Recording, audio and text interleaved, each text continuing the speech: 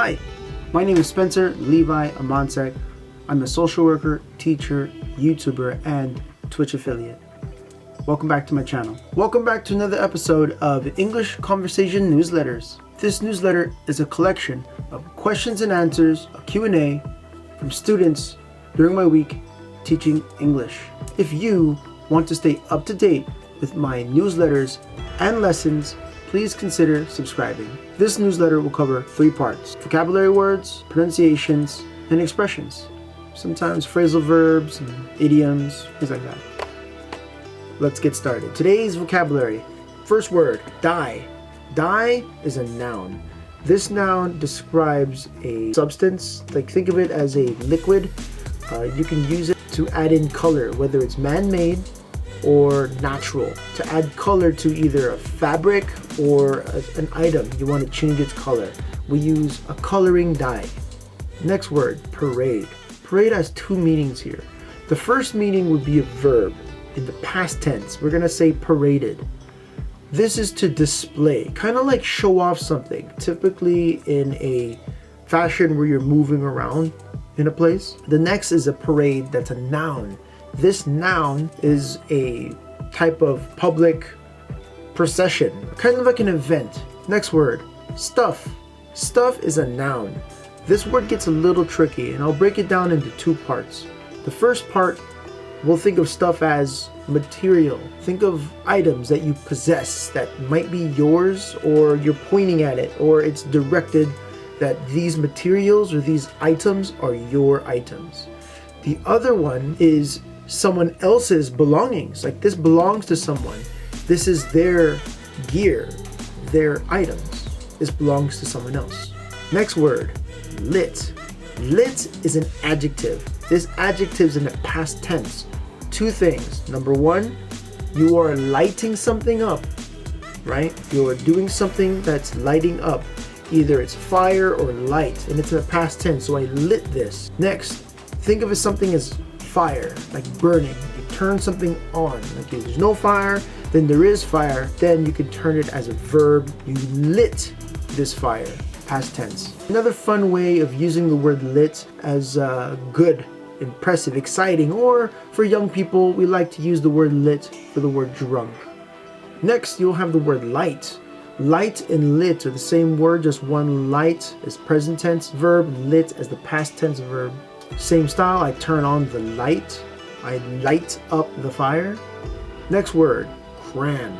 Cram is a verb. This verb has 2 meanings. The first meaning is to kind of stuff something into a small container, pretty much putting as much pressure or really fill a container up. Or number 2, we use cram for studying, meaning you're cramming as much information before your test or before an exam or before something you have to do. You cram a lot of information in a small amount of time. Next word, dull. Dull has 2 meanings. Dull is an adjective for 2 ideas. The first one is something that's not interesting, something that's kind of boring. We use dull as another way of saying boring. The second way is to describe an activity.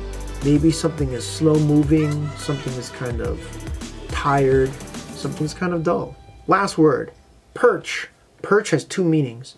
The first meaning is a noun. It's something that's high up, usually like a vertical bar, and you can see that it's up there. It's typically for something like a bird that can hang out and kind of sit. But we don't use sit for birds. We use the verb version called perch, or to perch, which is a bird hang out or stay on top of this bar. To perch on like a tree branch, or maybe a bar, or probably like a ridge of a cliff, or some type of high point where a bird can hang out. This next part will be pronunciations. First word, caroling. Caroling.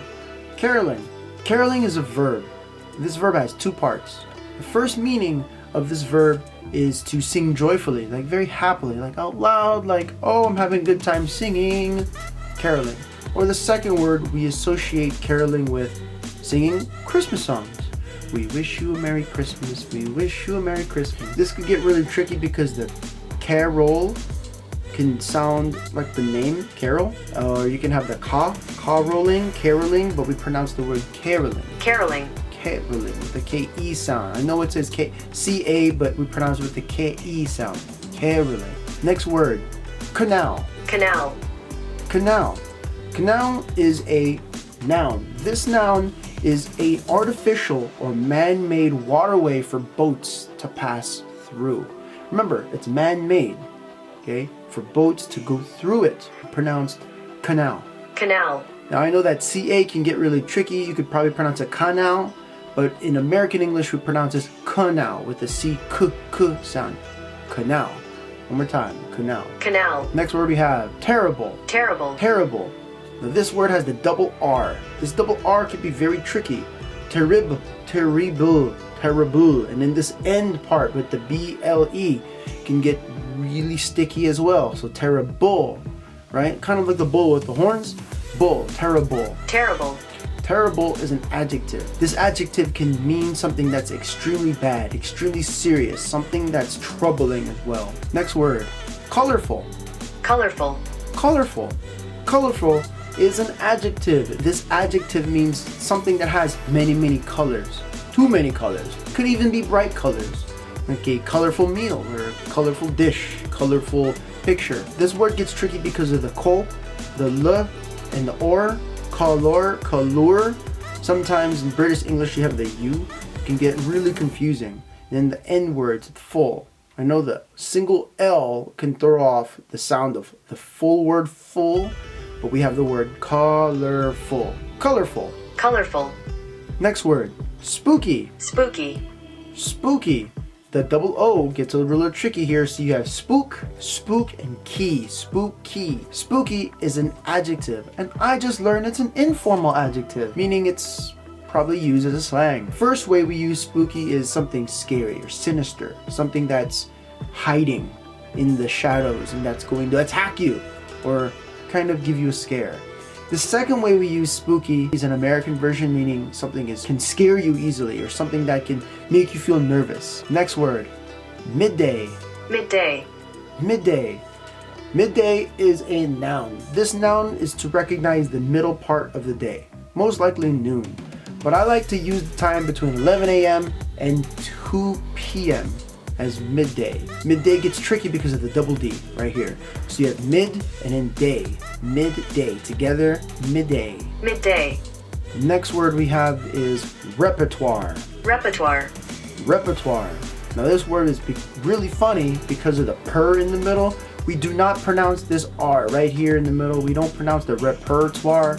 This can become very confusing as I see the word has the letter R in the middle, but we don't pronounce the word. In American English, we don't even use that letter R. We pronounce it repertoire. Repertoire. Repertoire.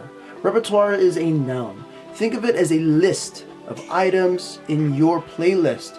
Think of it as a way of an artist having multiple songs they can play, or a chef with multiple dishes they can cook. Stock list of things that you have in your knowledge that you can produce on the spot.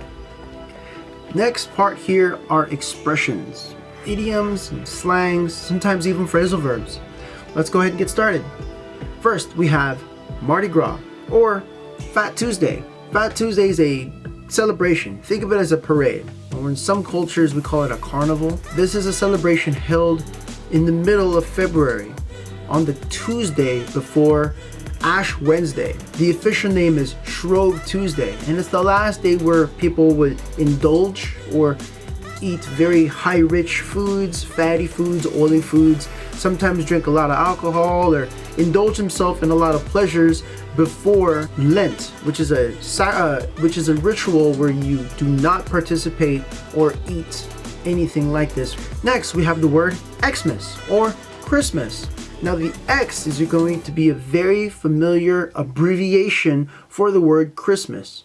Now Xmas and Christmas have the exact same meaning. We just use the X as a way of shortening the word Chris. Many say that it comes from the X in the X in the Greek alphabet for chi, or they get the X for trying to remove the Chris in the Christmas by giving it kind of like a marker, an X marker. But either way, Xmas or Christmas is an abbreviation. Next, we have to serve and to give.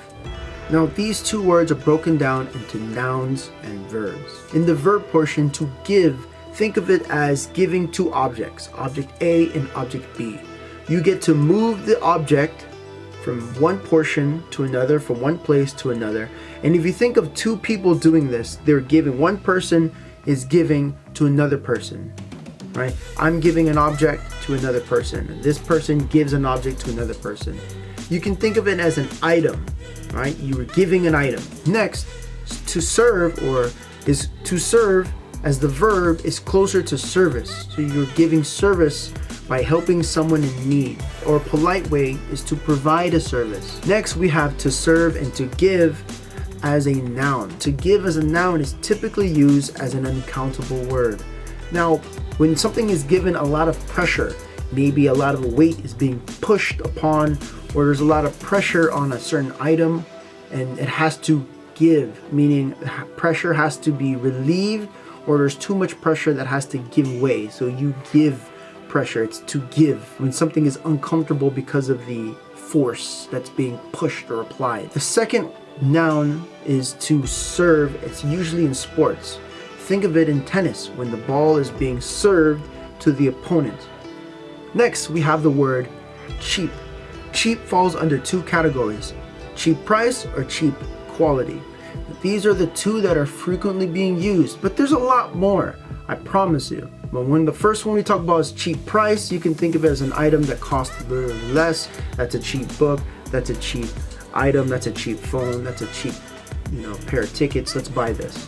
The other one, it's cheap workmanship, cheap quality, meaning an item does not have a lot of value, meaning that's made with very low quality material. The other way to use cheap as a slang is that you can think of it as embarrassment, meaning I feel embarrassed, or someone feels bad for behavior.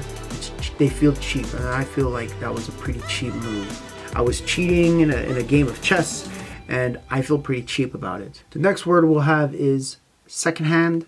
Is another word for saying used or pre-owned. Secondhand is an adjective. It means goods, maybe items that had a previous owner. It is not new. This item is not new. We can also say used as an adjective, meaning it had a previous owner or somebody that used this before. All right, one item that was no longer new. All right, last we have person, persons, people, peoples. This gets really weird. All right, person as a noun. It has two different parts. The first way we use person as a noun is a human being, just an individual person, one person. Next, we use person in the grammar form as a pronoun. This person goes to the store. If we want to use the word persons, it's correct, however, a very old word. It's no longer used unless it's in legal writings for lawyers and in the government. Other than that, person is an old word and you should try your best not to use it. Person is the correct word for one individual, one person. Next, we'll have the word people. People is also a noun. We use it in two ways as well.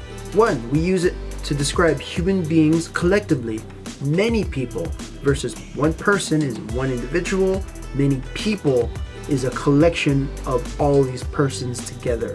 So instead of using persons, let's use people. The second way we use people is for a group, a specific group, maybe a nation, maybe a culture, maybe a community.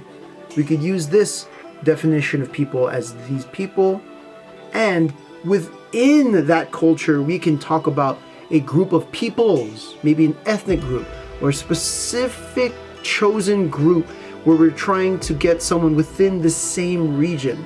So you have a group of people, and within the group, you have peoples within that group, and that's how we use people and peoples.